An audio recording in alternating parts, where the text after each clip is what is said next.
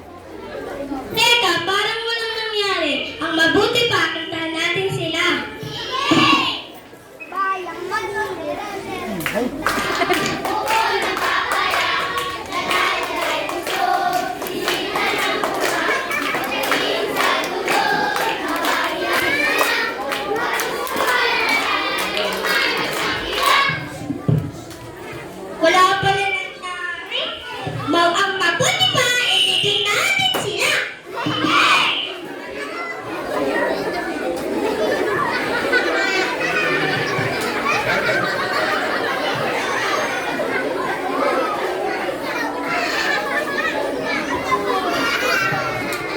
Nilagay na si Kaugong sa taon. Tahimik pa rin, nagkukunwaring patay. Wala ring reaksyon si Kamaldang.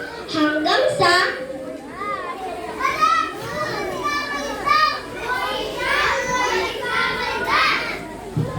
Mga pakalamera, lumayas kayo!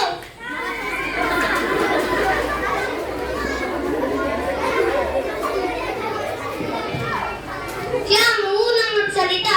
Yay! Panalo ako! Simula ngayon, siya na ang maghugas ng mga pinggan. Wala ka, naduga mo ako! At dito, nagtatapos ang ating kwento. Sa bahay niyo, si naghuhugas ng pinggan. Mga tauhan, Prince Kian bilang Kaunggong, Arabella bilang Kamaldang, Angel Emerald bilang Timang, Angel Ann bilang Petot, Christine Joy bilang Tikang, Leon Marco bilang Tano, Tomari bilang Katomas, mga kapitbahay, Jesslyn, Janela, Ethan, Eunice, Princess Marlea, Althea, Princess Shard, at Hart. Ako, tagapagsalaysay, ako po si Yuan. At ang aming direktor na si Ma'am Jumel.